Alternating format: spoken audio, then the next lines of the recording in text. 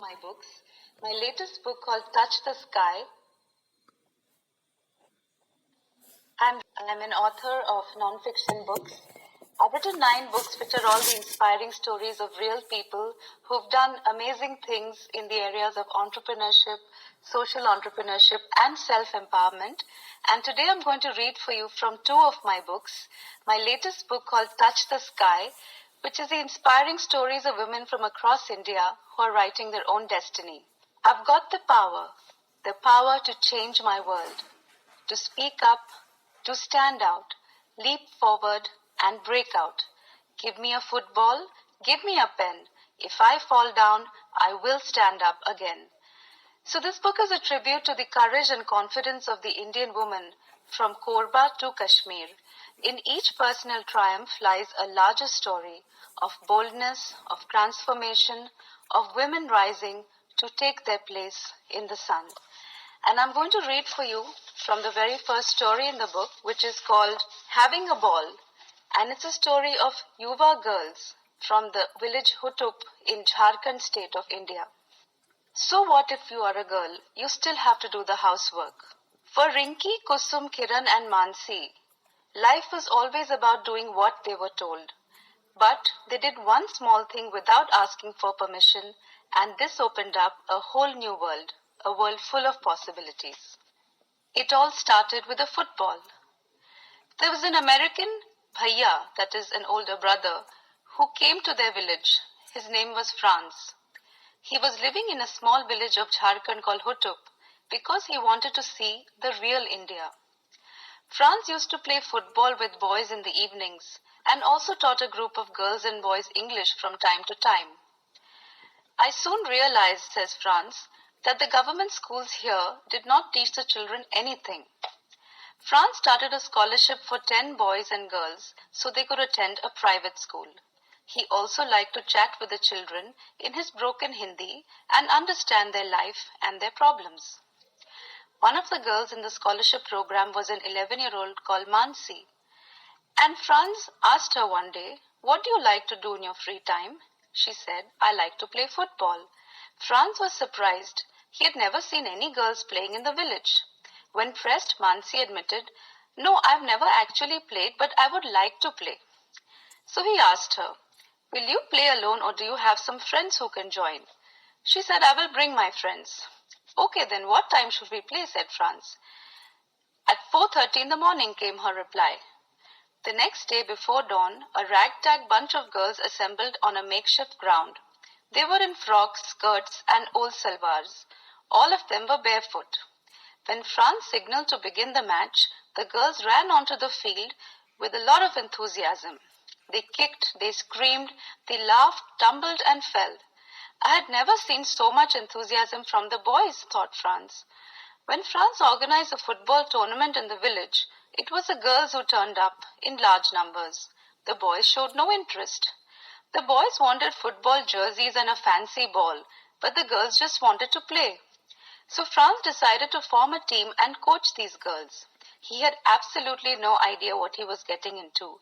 Girls in villages do not play football. In fact, everybody knows that boys and girls are different and girls are not supposed to do these kind of things. Girls cook the food, but they eat last. They clean up after everybody. All boys go to school, but not all girls. They don't really need to study. All girls must be married quickly before they bring shame to the family. So what if the husband is some alcoholic good for nothing? These girls who came to play football would hardly be shocked. It was a daily drama in their own families. "Every evening," said one of the girls, "my father gets drunk and he comes home and he beats my mother." But for that 1.5 hours on the field, all these troubles were left behind. They didn't have to think about cooking or cleaning or being taunted or being scolded. Not in school, not at home, but at least there was this one place where they could have some fun and be free. So playing football became the highlight of their day, and the girls came in droves, each new player bringing friends with her. Soon the villagers started taking notice. They sneered and passed comments. "Where is she going? What does she do? She'll be spoiled." When some girls started wearing hand-me-down shorts, the boys thought it was very funny. "Why are you wearing these small clothes?" Why are you trying to be equal to boys? So the girls did feel humiliated, but they kept silent. At least they had football to look forward to. But it wasn't easy to keep playing. One day they came for practice to find the entire field had been tilled. It used to be a barren land, never used for cultivation. But they wanted to stop us from playing. That's why they came and spoiled our football ground. Instead of picking a fight, they simply shifted to another ground. They picked up a broom, swept the field, and started playing. France believed in making the girls decision makers from day one, and slowly the girls were growing in confidence. They decided everything in planning meetings, from the football practice schedule to what equipment and resources they needed. But one day the girls wrote down an unexpected demand. We want regular English classes. And that's how extra classes were started for the Yuwa girls every day after practice. If anyone had asked Kusum or Kiran or Shashi or Khushi a few years ago, what do you want to do when you grow up? They would have had the same answer. I want to be a nurse, or I want to be a teacher. But now they were realizing that girls could do so much more, that having dreams and ambitions was good. The girls came to play football every single day at 4:30 in the morning and also started attending school regularly. For the next 3 years, Franz worked tirelessly with the Yuwa girls. Slowly, other like-minded people joined him.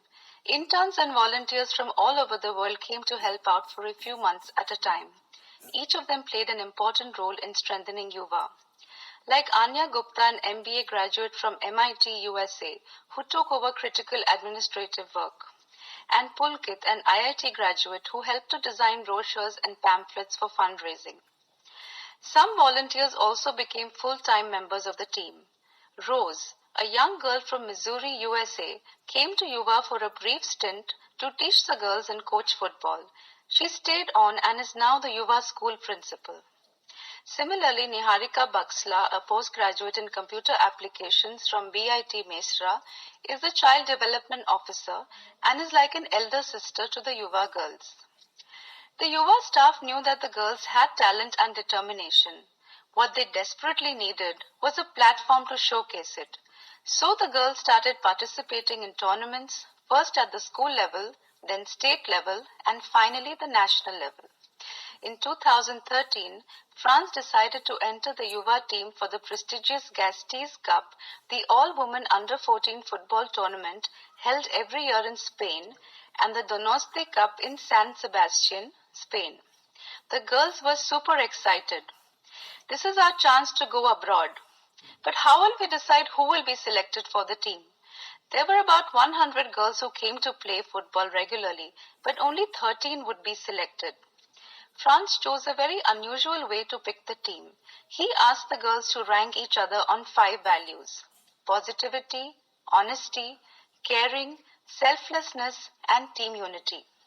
Everyone can play football, but who is a good human being? Only they can make a good team. One girl called Rinky was ranked number 1 on every single value by every single player. She was made the team captain. Other team members were picked in a similar fashion. What I wanted most in the Yuwa team, says Franz, was a positive attitude and work ethic. As word about the trip to Spain spread in the village, so did the rumors. Our girls are going to sit in an aeroplane and go abroad. Jealousy reared its ugly head. Some people whispered, that foreigner is taking your daughter outside the country. He will sell her there. Franz and his team visited the homes of these girls and convinced their parents to sign the required documents. But the problems did not end there. The girls needed birth certificates to apply for their passport. When they visited the office, the panchayat clerk refused to give them the documents. At first, he taunted them verbally. You are so small and weak. What will you go and do there? Then he asked for a bribe, but refused to give the certificates even after they had paid up. When the girls persisted, the clerk decided enough is enough. He slapped one of the girls and told the others to pick up a broom and start sweeping the floor. The Yuwa staff and board members were furious. Something had to be done. This could not be tolerated. So Franz went to the Ranchi correspondent of the Hindustan Times. The issue came to the notice of higher authorities, who leaned on the clerk. The girls got their birth certificates and their passports, and France rushed to New Delhi for the visas. The Spanish consulate worked after hours so that they could process the application and give us the visas, says France. It was a photo finish as the players finally boarded their flight to Spain from Kolkata. The Yuwa team landed in the city of San Sebastian for the first tournament, the Donosti Cup. They were warmly welcomed and interviewed by local press, radio and television stations. One really touching moment was when a boys' team saw our girls in a public place and started clapping and chanting, "India, India." For the girls, it was a refreshing change to see that here in this country, it didn't matter whether you were a boy or a girl, and this boosted their morale as a team. Yet the tournament was a very big challenge. The Yuwa girls had never played on grass or AstroTurf. In fact, they had no experience of playing on a full-size football field. They lost 3-1 in their very first match against a team from Wisconsin, USA. But as the games continued, the tide turned. In the next two matches against two teams from Spain, the girls played their hearts out and won. Unfortunately, they lost after that. But the fact that they had made it to the quarterfinals of an international tournament gave them the boost they needed. France had playfully nicknamed the Yuwa team as the Super Goats because they were fearless, ever ready to butt heads for what they wanted, and now the goats were coming into their own. When the next tournament started, the enthusiasm of the Yuwa girls team was unmatched. Yuwa placed third overall in the Gasties Cup, winning the bronze medal. When their name was announced, the girls ran into the dressing room and changed into traditional red and white saris. When they got down from the podium, they began the traditional Jhumar dance. And they chanted, which is in their own language, "Yuwa, Yuwa, hum hai Yuwa, sabse juda. Gendwa ko mare, netwa ko fade, mil ke bolo, Jai Yuwa." Everything had changed when they returned to the village. Parents proudly declared, "This is my daughter." And people started seeing them with a new respect in their eyes. Those who had sneered at girls playing football now wanted to send their daughters to Yuwa because who knows what future opportunities it might open up for them. Today there are 300 girls in the Yuwa program. They not only play football, they also attend the newly set up Yuwa school, a very different school from the one that they were used to attending. France says the truth is I never wanted to start a school, but it is the only way to give our girls the education they deserve. The Yuwa school has an average of 15 students per class. They are given an English medium education with free bus facilities and low fees. Yet initially there was lukewarm response. We told the parents that we won't beat your kids, but they won't understand that because many of them felt the only way to discipline children was to beat them. They said, if you don't do that, how will you make them study? But slowly the mindset is changing. More and more girls want to join the Yuwa school. In fact, the plan is to build another school for 600 children. The Yuwa team has also grown over the years. Now there are 10 full-time members and 27 part-time employees. A professional football coach has been hired for the girls. Part of his job is to groom the next generation of coaches.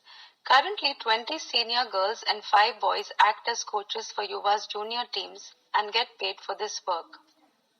This could be our career in future, they feel. Yet there are many other paths also beckoning these girls. Somebody wants to become a journalist. Somebody wants to be a pilot. Rinki Kumari has even bigger ambitions. She now speaks English fluently and was invited to speak at TEDx in IIFT Delhi. Standing on stage, Rinki declared, "When I grow up, I want to be a divorce lawyer. Many girls I know want to divorce their husbands because their husbands hurt them, drink alcohol, and spend all the family's money on drinking or gambling. But women do not know how to get a divorce. I want to help women so they can be free to get a good job and save money for their future." Rinki will not get married until she completes her education and gets a good job. The parents of Yuwa girls are asked to sign a bond on stamp paper so they cannot go back on their word. The girls today may still have to fight the same battles, but they are now better fighters, says France. The Yuwa girls have changed the rules in their village.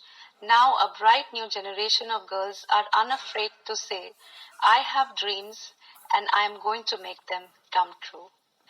I'm also going to read from my book Connect the Dots, which is the inspiring stories of 20 entrepreneurs without an MBA who dare to